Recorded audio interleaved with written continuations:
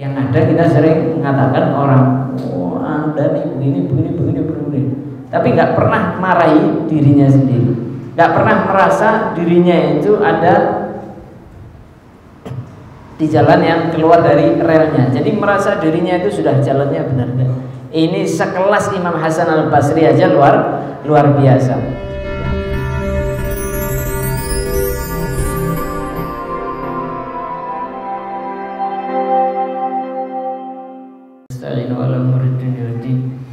Wassalatu wassalamu ala sayyidil mursalin sayyidina Rasulillah Muhammad bin Abdullah wa ala alihi wa sahbihi man wala.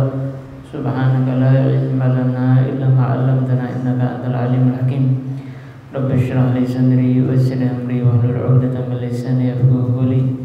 Wasaddid bi lisani wa hdi bi qalbi bi haqqi sayyidina Muhammadin sallallahu alaihi wasallam. Amma ba'd. Alhamdulillah, hadirin wal hadirat yang dimuliakan oleh Allah Subhanahu wa ta'ala. Allah Subhanahu wa ta'ala masih berikan kita taufiknya serta hidayahnya sehingga kita bisa berkumpul bersama di hari-hari yang dimuliakan oleh Allah Subhanahu wa ta'ala, yaitu pada 10 malam hari di awal bulan Dzulhijjah, yang mana dikatakan bahwasanya 10 hari ini adalah hari-hari yang agung melebihi daripada hari-hari yang lain, hari yang memiliki keutamaan, kemuliaan yang tidak dimiliki oleh hari yang lain. Dan kita di bulan-bulan ini atau di hari-hari ini diminta oleh syariat untuk memperbanyak daripada amal, karena amal yang paling disukai oleh Allah Subhanahu wa ta'ala ketika kita lakukan pada 10 hari di bulan awal Dzulhijjah. Dan yang paling penting sebagaimana hadisnya Nabi sallallahu alaihi wasallam, siyamu yaumin ta'dilu siyamu sanah, bahwasanya puasa satu harinya di bulan ini di awal 10 Dzulhijjah itu sama seperti kita puasa 1 tahun.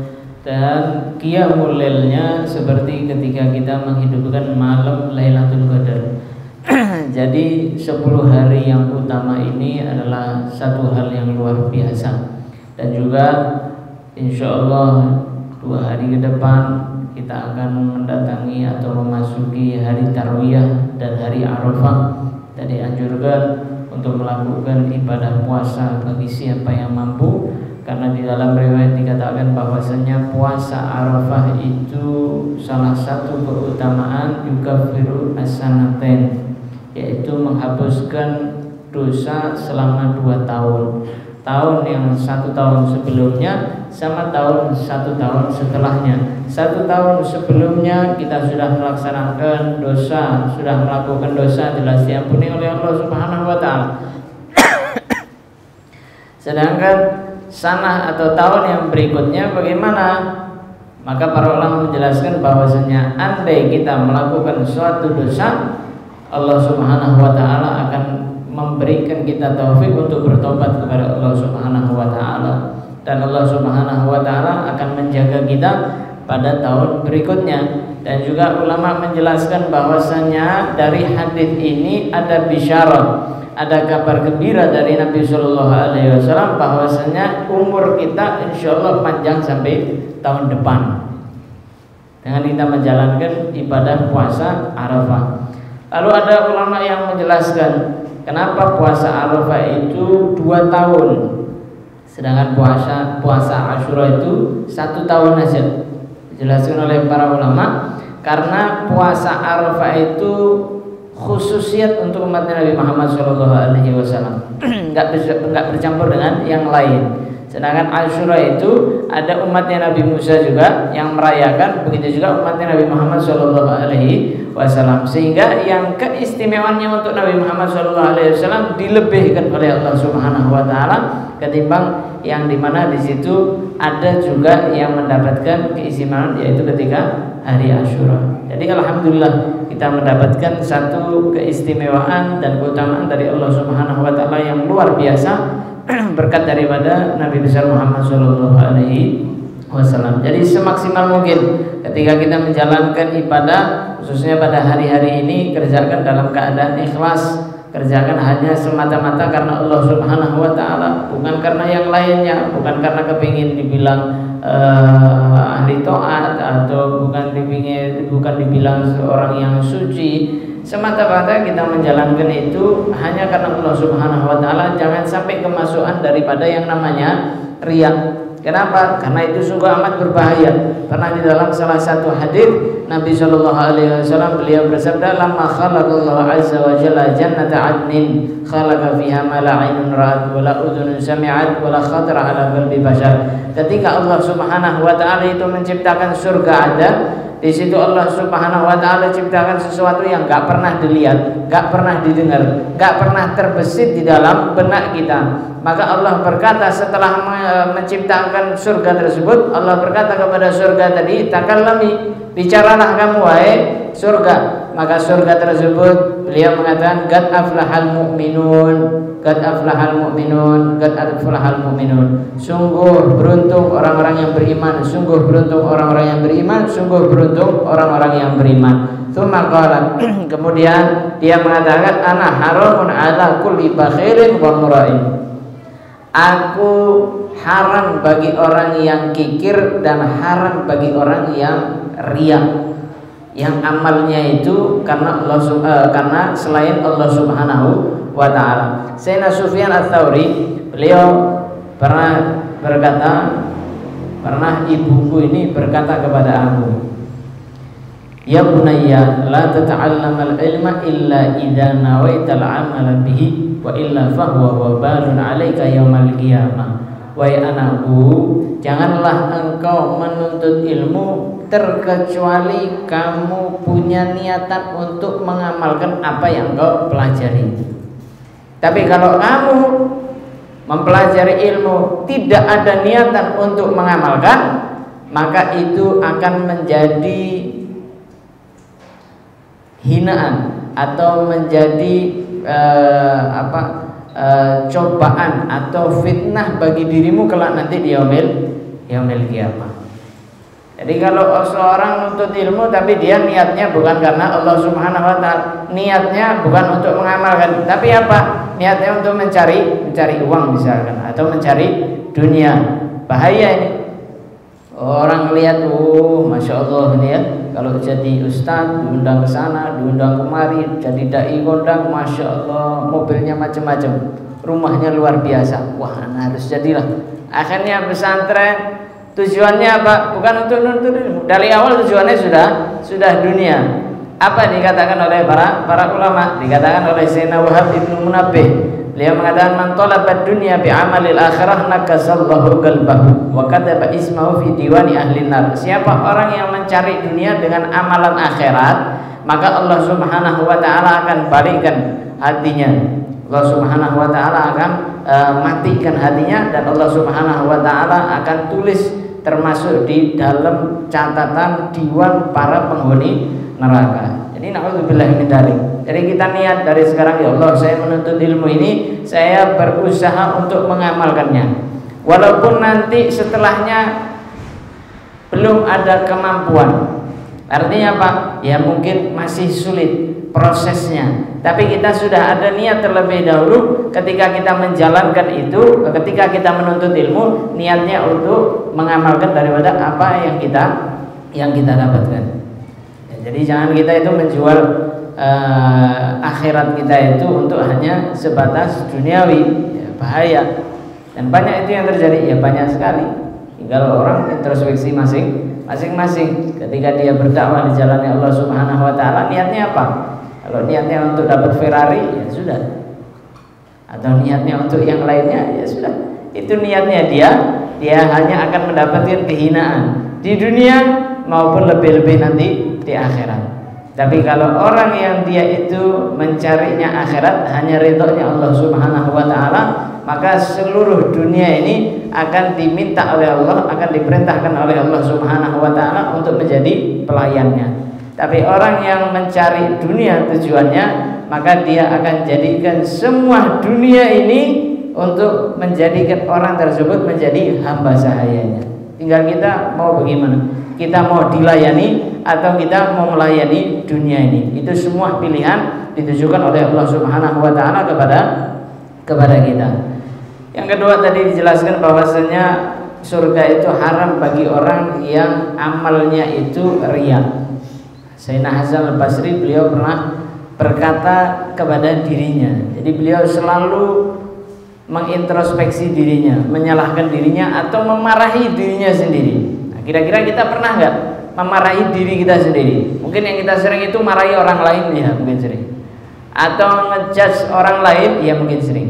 Tapi apakah kita pernah menyalahkan diri kita sendiri? Beliau ini Imam Hasan Al-Basri itu orang yang selalu menyalahkan dirinya atau sering memarahi dirinya. Padahal beliau ini orang yang top, orang yang luar biasa. Di antaranya Imam Yunus atau Sayyidina Yunus bin Ubaid ini pernah ditanya mengenai tentang sosoknya Sayyidina Hasan Al-Basri. Beliau ditanya, hal ra'aita ahadan ya'malu bi'amalil Hasan Al-Basri? Wahai Yunus, pernahkah kamu ngelihat seseorang yang amalnya itu sama seperti amalnya Sayyidina Hasan Al-Basri? Apa jawaban beliau? Beliau mengatakan, wallahi ma ra'aitu man yaqulu bi qawlihi fa kaifa ara man ya'malu bi amalihi. Fakana wa'duhu yabkil qulub wa wa'du ghairihi la yabkil uyun. Beliau mengatakan, demi Allah, aku tidak pernah melihat seseorang yang ucapannya bagaikan ucapannya Hasan Al-Basri. Bagaimana saya akan mendapati seseorang yang amalnya sama seperti Sayyidina Hasan Al-Basri? Ucapannya aja yang menyamai beliau nggak ada, apalagi amalnya. Kenapa? Karena waktu nasihat beliau itu membuat hati pendengarnya itu menangis. Sedangkan penasihat-penasihat yang lainnya itu jangankan hati, mata aja enggak menangis. Itu sosoknya Sayyidina Hasan Al-Basri. Lah beliau pernah berkata kepada dirinya apa? Dikatakan, katsiran ma yu'atibu nafsu wa yuwabbihuha biqawlihi. Beliau itu sering sekali marahi dirinya. Seraya beliau mengatakan, takallami bi kalamis sholihin al-qanitin al-'abidin wa taf'alina fi'lal fasiqin al-munafiqin al-mura'in wallahi ma hadhi sifatul mukhlisin. Beliau berkata kepada dirinya sendiri, wahai Hasan, engkau ini sering berbicara mengenai tentang sifat-sifatnya orang-orang soleh, akhlaknya orang-orang soleh, amal-amalnya orang soleh. Namun engkau perbuatanmu layaknya perbuatannya orang munafikin, layaknya perbuatan orang fasik. Demi Allah, ini bukan sifatnya orang-orang yang memiliki sifat ikhlas kepada Allah Subhanahu wa ta'ala. Jadi beliau memotivasi dirinya. Pernah gak kita itu seperti itu? Oh, kamu nih seperti ini, gak pernah. Yang ada kita sering mengatakan orang, oh Anda nih begini. Tapi gak pernah marahi dirinya sendiri. Gak pernah merasa dirinya itu ada di jalan yang keluar dari relnya. Jadi merasa dirinya itu sudah jalannya benar. Ini sekelas Imam Hasan Al-Basri aja luar biasa. Dikatakan bagaimana sih orang yang mau ikhlas itu seperti apa sih? Dikatakan oleh Sayyidina Fudail bin Iyad, beliau mengatakan, man lam yakun fi a'mali akhyasu min sahir waqa'a firya. Siapa orang yang di dalam amalnya itu enggak lebih pintar daripada seorang penyihir, maka dia akan masuk ke dalam lubang riya.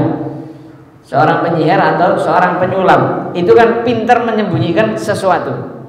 Nah, kalau kita nggak lebih pintar dari mereka di dalam menyembunyikan amal kita, maka kita akan masuk ke dalam lubang keriaan. Artinya apa? Sembunyikan amal kita dari siapapun. Jangan sampai orang itu melihat daripada amal kita. Sehingga apa? Sehingga amal kita itu insya Allah bersih daripada riya. Dan kita menjadi orang yang mukhlis, jadi orang yang betul-betul ikhlas kepada Allah Subhanahu wa ta'ala. Lah kalau kita ini misalkan sudah melakukan hal tersebut, sampai kapan sih kita mengetahui atau kita tahu kita itu sudah menjadi orang yang ikhlas betul-betul? Dijelaskan atau Sayyidina Yahya bin Mu'adz, beliau ditanya, mata yakunul abdu mukhlisan? Kapan seseorang itu dianggap menjadi orang yang mukhlis? Oh, ini orang ikhlas betul-betul ini. Maka beliau menjawab, idza shara khuluquhu ka khuluqir radhi la yubali man madahahu aw dammahu. ketika akhlaknya itu atau jiwanya itu seperti jiwanya seorang anak kecil. Dia nggak peduli mau dicaci ataupun mau dipuji, nggak berubah. Kita bayi itu mau dipuji, oh lucunya, bagusnya, dia nggak berubah jadi, oh iya no, saya bagus Anda. Mau kita bilang mau eleknya, mau apa, dia nggak bilang, nggak merasa itu. Artinya apa? Kalau kita sudah seperti itu, mau dipuji kita nggak terangkat, mau dicaci kita nggak merasa ngedor, sama aja, nggak marah, maka itu kita sudah menjadi orang yang ikhlas. Antara pujian dan hinaan sama, nggak akan merubah daripada amal kita sedikit pun. Itu tandanya orang yang sudah ikhlas kepada Allah Subhanahu wa ta'ala. Mudah-mudahan kita dijadikan oleh Allah Subhanahu wa ta'ala termasuk orang-orang yang bisa ikhlas di dalam beramal. Makanya dikatakan gimana sih caranya orang itu bisa ikhlas? Cara yang paling mungkin termudah ya, paling termudah katakan dalam kitabnya Imam Sya'rani bahwasanya man arada an yakuna amaluhu mukhlishan falyakhdum ikhwanuh. Siapa orang yang kepingin amalnya itu ketika beramal dia ikhlas karena Allah Subhanahu wa ta'ala, banyak-banyak bantu teman, banyak-banyak bantu saudara, maka Allah Subhanahu wa ta'ala akan tanamkan di dalam hati kita amal kita ketika beramal hanya karena Allah Subhanahu wa ta'ala. Oh, teman butuh bantuan, bantu. Saudara butuh bantuan, bantu. Tetangga butuh bantuan, bantu. Semampu kita membantu, bukan hanya dari materi, bisa dengan pikiran, bisa tenaga. Intinya siapapun saudara kita yang minta bantuan sama kita, maka kita bisa bantu dia. Walaupun itu hanya sebatas motivasi. Kadang orang itu nggak butuh duit, kadang orang itu nggak butuh tenaga kita, kadang orang itu hanya butuh motivasi kita. Dia terpuruk, dia down, hanya itu yang dia inginkan, motivasi. Maka kita bantu dengan motivasi agar semangat hidupnya itu kembali lagi ke jalan yang benar hingga menjadi orang-orang yang betul menuju kepada Allah Subhanahu wa ta'ala. Mudah-mudahan di malam yang penuh barakah ini, di hari-hari yang mulia ini, Allah Subhanahu wa ta'ala jadikan kita orang-orang yang beramal dalam keadaan ikhlas karena Allah Subhanahu wa ta'ala, jauh daripada kata riya, dan mudah-mudahan Allah Subhanahu wa ta'ala terus berikan kita kekuatan untuk selalu menjadi orang yang mendekatkan diri kita kepada Allah Subhanahu wa ta'ala. Amin amin ya rabbal alamin. Sallallahu alaihi wasallam.